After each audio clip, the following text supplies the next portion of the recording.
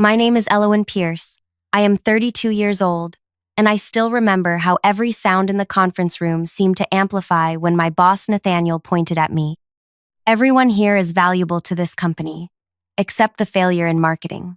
The declaration hung between us like a physical presence while 30 colleagues turned to stare. Their laughter bubbled up, some nervous, others genuinely amused.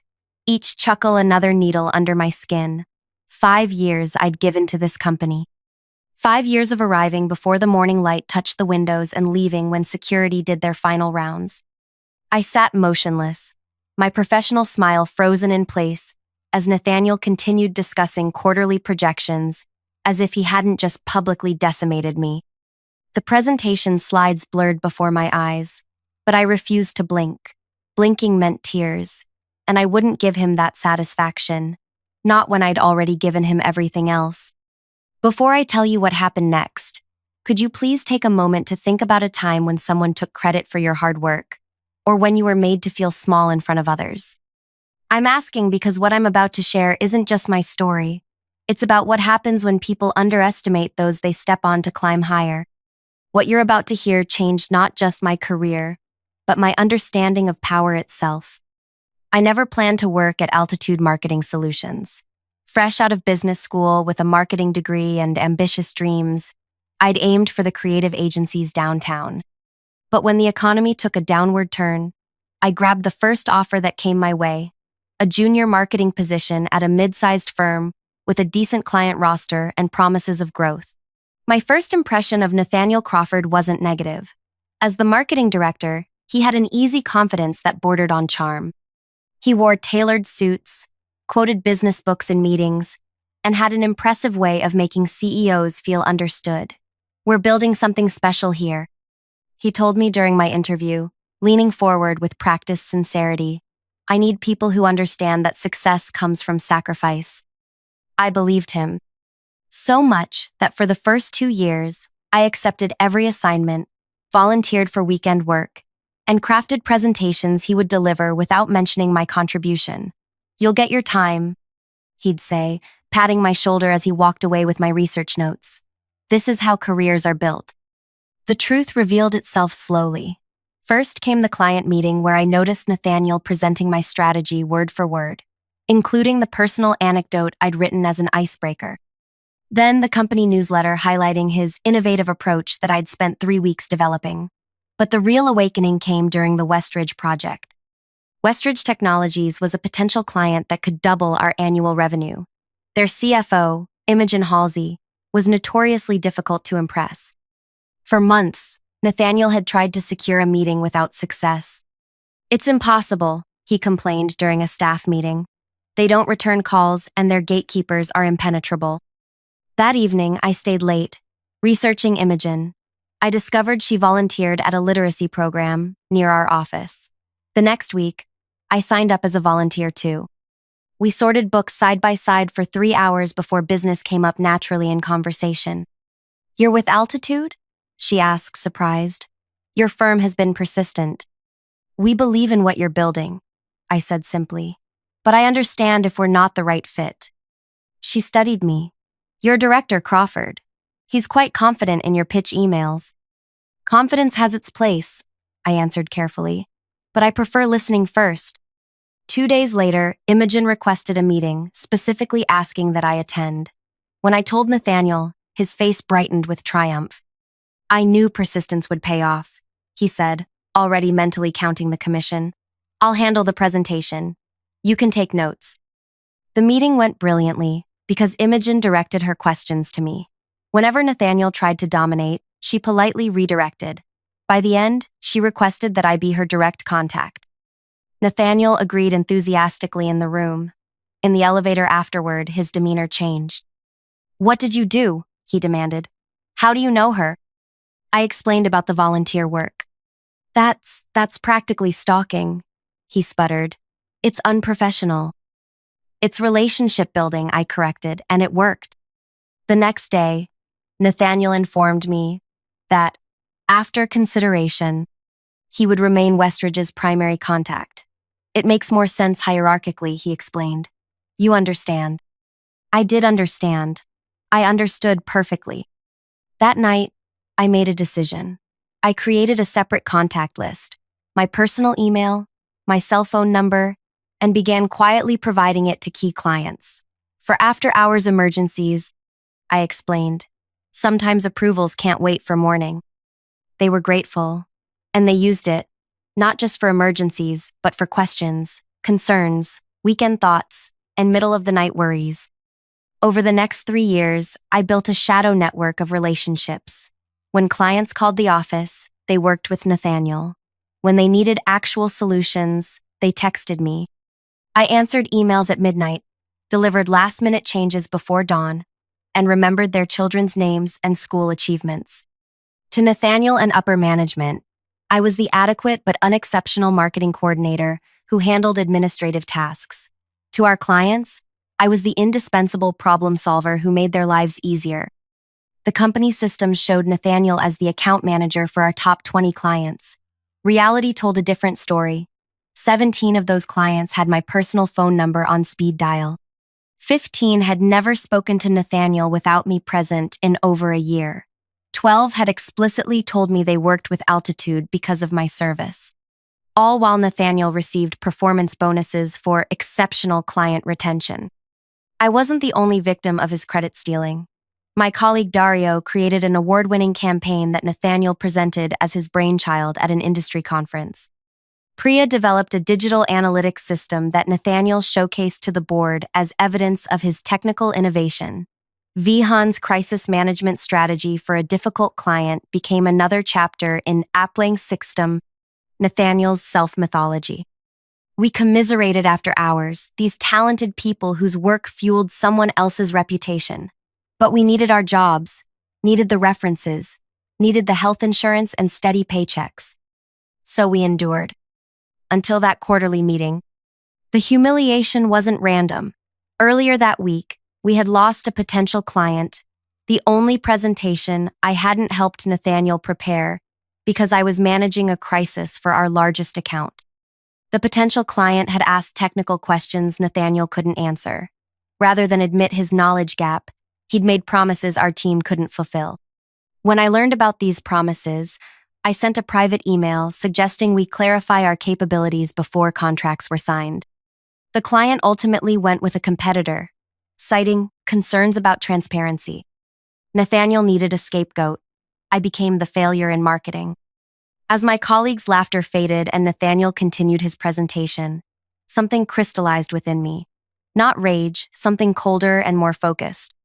I reached into my bag and removed a slim blue folder I'd prepared months earlier, never quite believing I would use it. Inside was evidence of what I actually contributed.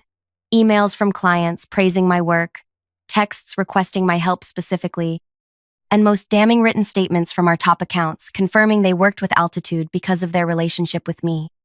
I rose slowly, interrupting Nathaniel mid-sentence. The room quieted as I walked to the front, placed the folder precisely in the center of the conference table and said, "For the board's review." Then I walked out. My hands trembled as I gathered my personal items. A plant, a framed degree, a sweater I kept for cold days. I didn't take my laptop or phone. Those belonged to the company. I had backups of important information elsewhere. I made it to the parking lot before I heard hurried footsteps behind me. "Elowen, wait!" I turned to see Vivienne Okafor, our CEO, clutching the blue folder and trying to catch her breath. At 57, with 2 decades of executive experience, she rarely showed anything but composed control. Now she looked genuinely alarmed. "You can't just leave," she said. "I believe I can," I replied. "My employment contract requires 2 weeks' notice, which I'm happy to provide in writing." "That's not," she took a deep breath. "You've just shown me that you personally control relationships with clients representing over 80% of our annual revenue. We need to discuss this." I looked at her directly. "Now you want to talk? After I've been publicly humiliated? After 5 years of watching my work become someone else's accomplishment?" "I didn't know," she said quietly. "You didn't want to know," I corrected. "Nathaniel delivers results. No one questioned how." She didn't deny it. "Come back inside."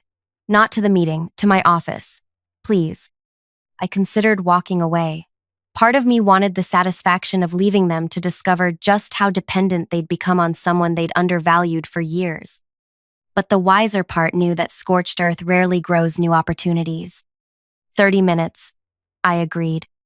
Vivienne's office occupied the corner of our floor, with windows overlooking the city. I'd been there exactly twice, once during my initial interview and once when I received a standard 3-year service award. She closed the door and took a seat, not behind her desk, but in one of the visitor chairs beside me. I've spent the last 10 minutes reading client emails about you, she said, tapping the folder. Imogen Halsey from Westridge says she would follow you to any agency. The Corrington Group apparently consults you before making marketing decisions. Not us. You specifically. 8 different clients refer to you as their actual account manager. She looked up. How did this happen without anyone noticing? People see what they expect to see, I said. You expected Nathaniel to be successful because he fits your image of success. You expected me to be forgettable because I don't demand attention. That's a significant blind spot on my part, she admitted.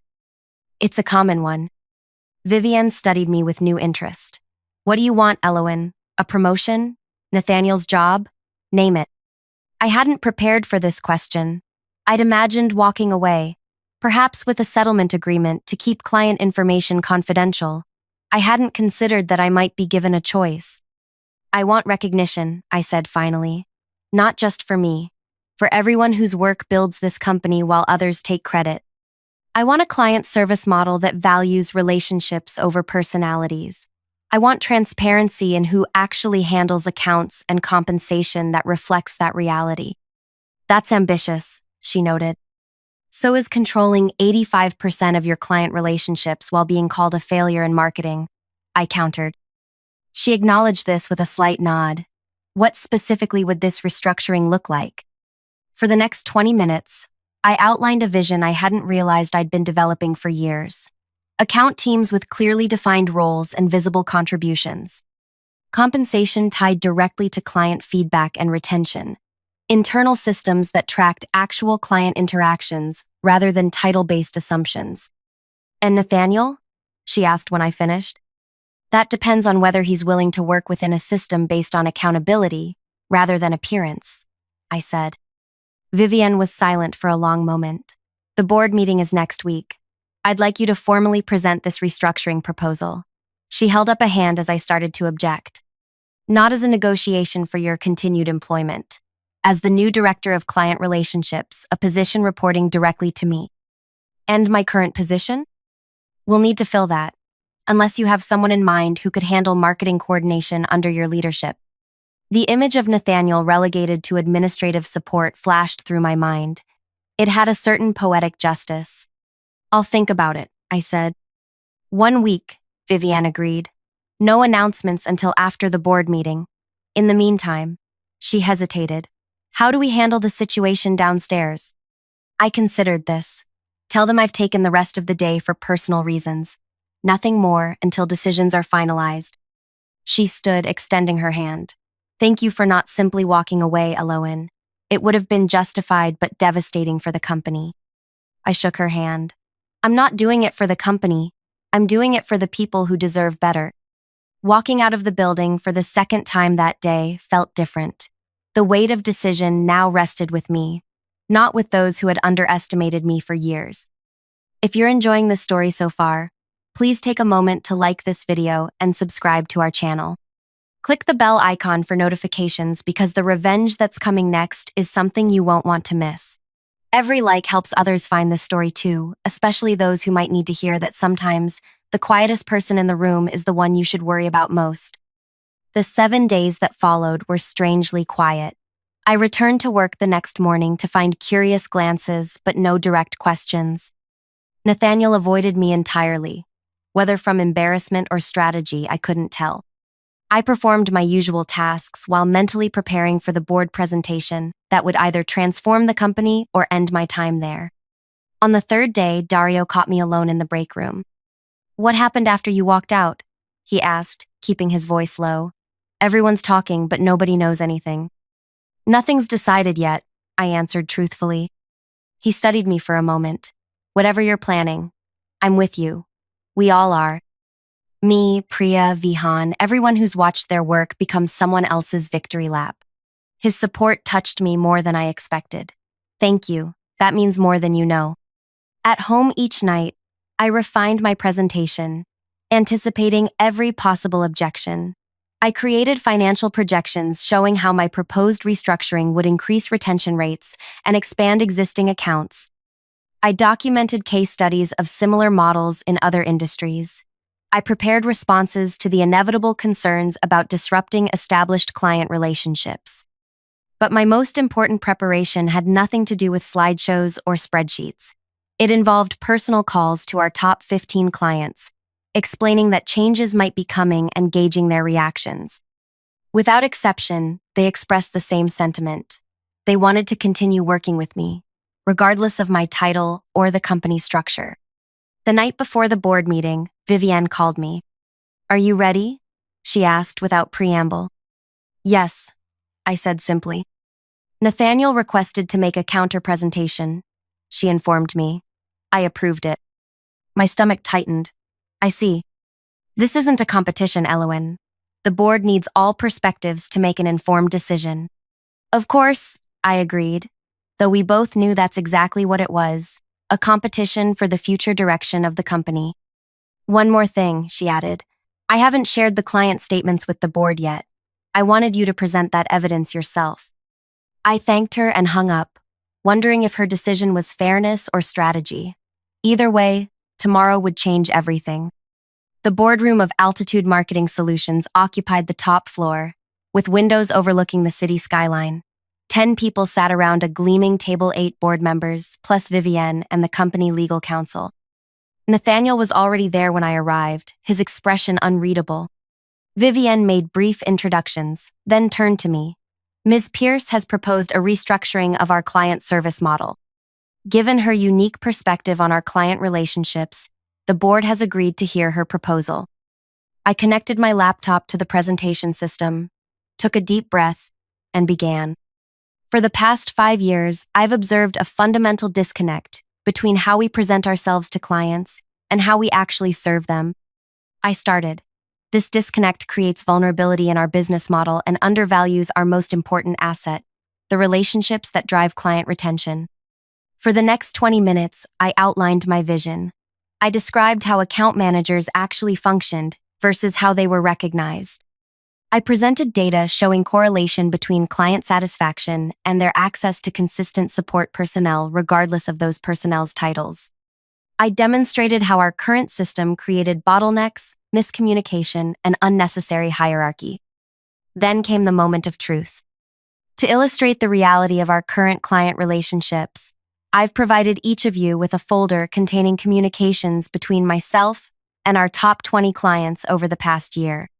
The board members opened their folders, expressions shifting from polite interest to focused concern as they reviewed emails, text messages, and written statements from the companies that formed the backbone of our revenue. "As you can see," I continued, "these clients believe they're working with me as their primary contact, despite our internal systems listing others in that role. This isn't about individual achievement. It's about acknowledging the actual relationships that drive our business and restructuring to strengthen rather than obscure them." When I finished, the silence felt electric. Board Chairman Elias Montgomery was the first to speak. "This is enlightening," he said carefully, "and concerning. Mr. Crawford, your response?" Nathaniel stood smoothly, adjusting his tie. His presentation showed remarkable adaptation. He'd clearly prepared for a different conversation, but had adjusted his approach after hearing mine. "Ms. Pierce raises valid points about our client service model," he began, surprising me with his apparent agreement. However, her interpretation overlooks key factors.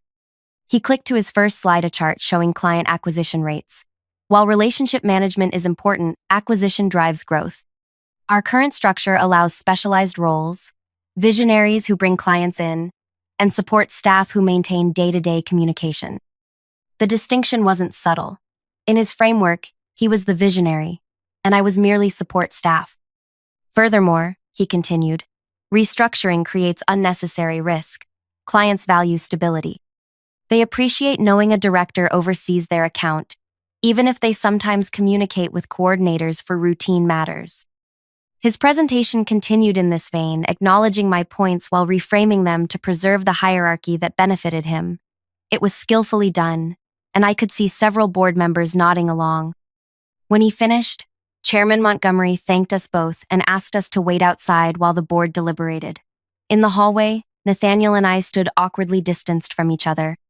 "Nothing personal," he said after a minute of silence. "This is business." I looked at him directly. "Everything about business is personal, Nathaniel. That's what you never understood." Before he could respond, we were called back in. The board members sat with more serious expressions than before. Chairman Montgomery addressed us. "We've reviewed both presentations and the supporting evidence. This situation reveals significant oversight in how we've managed client relationships." He turned to me. "Ms. Pierce, your documentation of client communications is compelling. It suggests a level of relationship dependency that poses both opportunity and risk for the company." He shifted toward Nathaniel.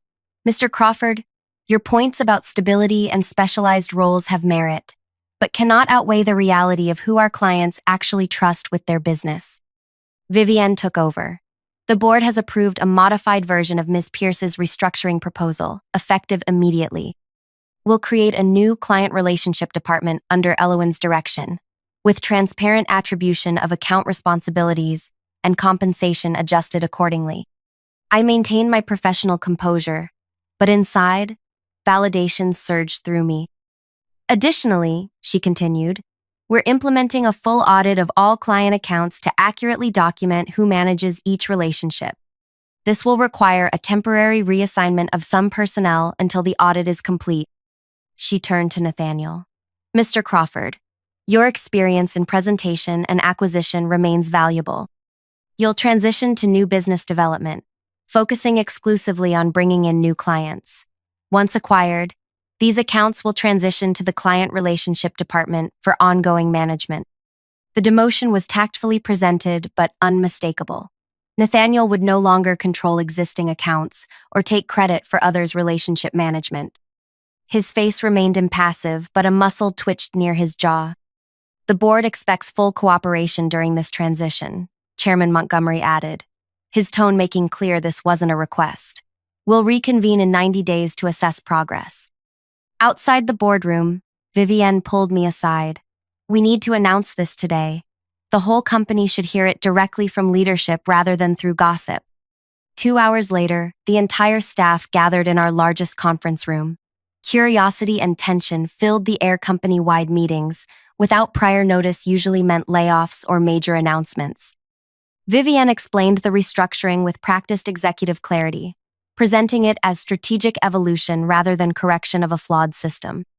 When she introduced me as the new director of client relationships, surprised murmurs spread through the room.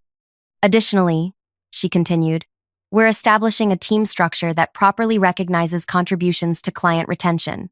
Dario Espinoza will lead creative services. Priya Nayak will head analytics and reporting. Vihan Mehta will direct crisis management." My colleagues' faces transformed with stunned recognition. All the people whose work had been claimed by others were suddenly being elevated. Across the room, Nathaniel sat with a rigid smile, his new title noticeably absent from the announcement. Vivienne concluded with practiced optimism about our future, then opened the floor for questions. The first came from Lena in accounting. "What happens to current account assignments?" she asked. "Excellent question," Vivienne replied.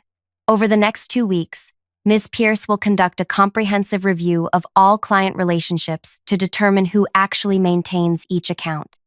Staff will be reassigned based on documented client interaction, not previous title." Another hand rose Jorge from the design team. "Will compensation models change to reflect the new structure?" "Yes," I answered, stepping forward. "Those who maintain client relationships will receive appropriate compensation for that responsibility, regardless of seniority or previous arrangements." The implications rippled through the room. Those who had done the work would finally be recognized and rewarded for it. Those who had claimed credit would lose both status and financial benefit. As the meeting dispersed, I felt the weight of 30 different reactions. Some colleagues approached with congratulations. Others observed cautiously from a distance, calculating how these changes might affect them. Nathaniel disappeared immediately. The transformation that followed wasn't easy. Restructuring never is, especially when it challenges established power dynamics. The first week brought resistance from those who benefited from the old system. 2 senior managers threatened to quit rather than have their actual client contributions evaluated. One followed through. The other reconsidered when a major client specifically requested to continue working with his junior associate instead of him. Dario, Priya, and Vihan embraced their new leadership roles with a mixture of excitement and trepidation. During our first department heads meeting, Priya voiced what they were all feeling. "This opportunity means everything," she said, "but I'm terrified of failing. What if I can't handle the responsibility?"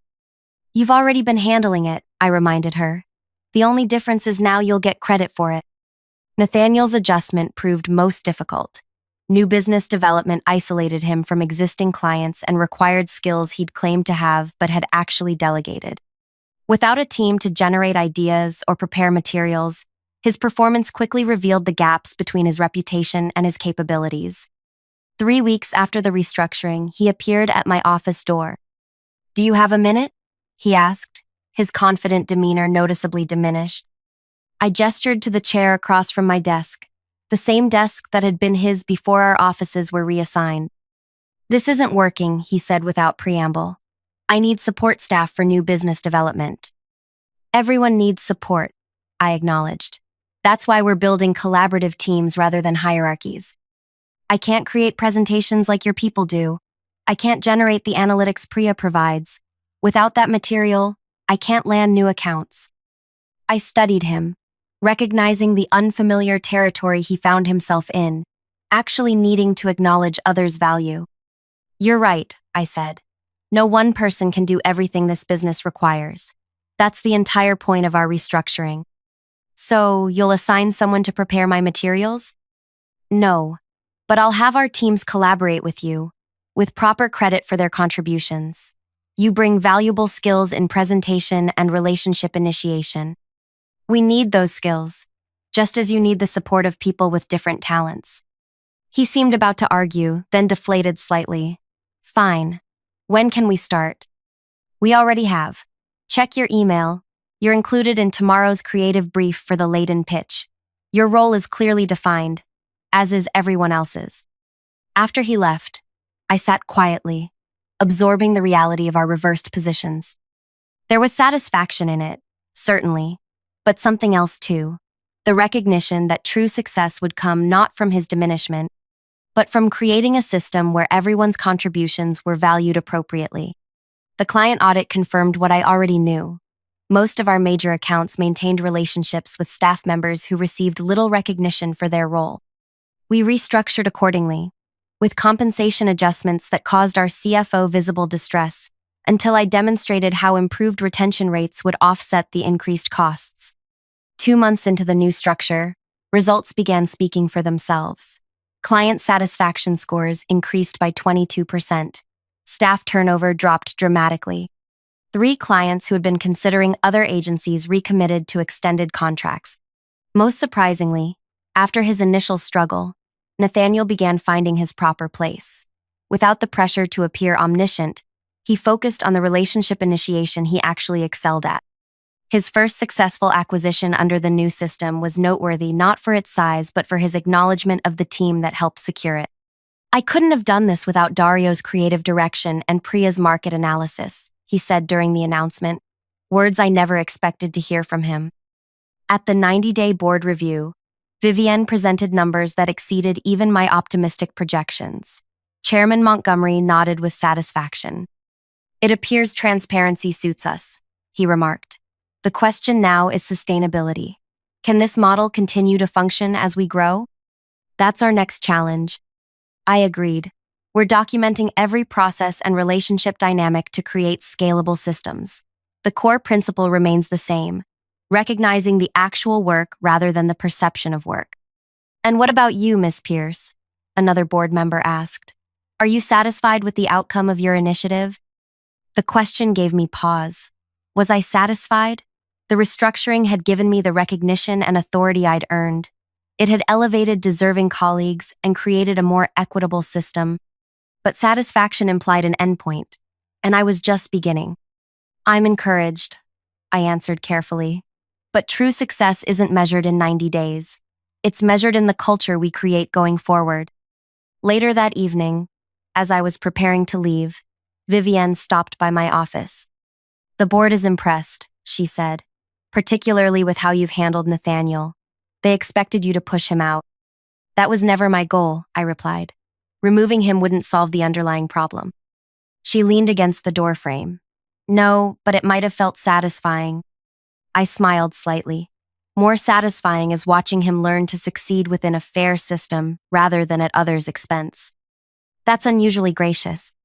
It's practical. Grudges take energy I'd rather invest elsewhere. She nodded thoughtfully. We're expanding next quarter, opening the West Coast office we've discussed for years. I'd like you to oversee the client transition. That's a significant responsibility. One you've earned through demonstrated competence, not office politics. She straightened. Consider it officially offered. After she left, I sat at my desk, the desk that had once symbolized everything I couldn't access, and reflected on how thoroughly circumstances had changed. The journey from invisible contributor to recognized leader hadn't followed any path I'd imagined. The transformation hadn't come through a dramatic confrontation or public humiliation of those who had undervalued me. It had come through simply revealing the truth and creating a system where truth mattered. 6 months after that fateful quarterly meeting, I stood at the podium during our annual company gathering, preparing to announce our record growth numbers. Scanning the room, I saw a transformed organization, Priya confidently briefing new analytics staff, Vihan mentoring junior crisis managers, Dario reviewing portfolio pieces with his expanded creative team, and Nathaniel, sitting with the business development group he now led effectively rather than ceremonially, actually listening to a junior member's suggestion. When Vivienne introduced me, the applause felt genuine rather than obligatory. I stepped to the microphone, took a breath, and began. 1 year ago, I sat in this room believing my contributions would never be recognized. Today, I stand here not because that belief was wrong, but because when recognition finally came, it revealed something important. Success isn't about individual achievement. It's about creating systems where everyone's contributions matter. I proceeded with the formal presentation, sharing growth figures and client retention statistics that demonstrated the effectiveness of our restructured approach. But the most significant metric wasn't on any slide. Our employee satisfaction has increased 58% since implementing transparent attribution and compensation. People stay when they're valued for their actual contributions rather than their ability to claim credit. Afterward, as conversations flowed around me, Nathaniel approached hesitantly. That was a good presentation, he said, the compliment clearly difficult for him. Thank you. He shifted uncomfortably. I've been meaning to say, the new structure works better than I expected. Coming from him, this was monumental admission. It works because everyone contributes what they're actually good at, I said, including you. He nodded, a flash of his old confidence returning. The Meridell account. We couldn't have landed it without the team approach. I make the introduction. Dario creates the visuals. Priya provides the analytics. And you structure the relationship management. Exactly. He started to walk away, then turned back. For what it's worth, I was wrong. About you being a failure in marketing. It wasn't quite an apology, but from Nathaniel, it was the closest I'd ever get. I nodded my acknowledgement, watching as he rejoined his team. Later that evening, I stood by the windows overlooking the city lights, contemplating the journey that had brought me here. A voice interrupted my thoughts. Quite a transformation, Vivienne said, joining me at the window. Both for the company and for you. Change was necessary, I replied. Yes, but change doesn't always happen so successfully. She turned to face me. The board has authorized a new executive position, Chief Client Officer. They'd like to offer it to you. I raised an eyebrow. Another promotion? Not just a promotion, a seat on the board itself. Policy, making authority beyond just implementation. The offer represented everything I'd once thought unattainable: recognition at the highest level, influence over company direction, equality with those who had once dismissed me. "I'll need to review the details," I said, maintaining professional composure despite the surge of validation I felt. "Of course." She handed me a folder. "Review it this weekend. We'll talk Monday." As she walked away, I opened the folder and saw the compensation figure triple my current salary, plus equity options and performance bonuses. Material recognition to match the professional acknowledgement. My phone buzzed with a text from Dario. "Heard the news from Vivienne. Celebration dinner tomorrow?" I smiled and replied affirmatively, then returned to watching the city lights. The greatest revenge against those who underestimate you isn't to destroy them. It's to create something so undeniably successful that they're forced to recognize their misjudgment, and then to include them in that success on fair terms.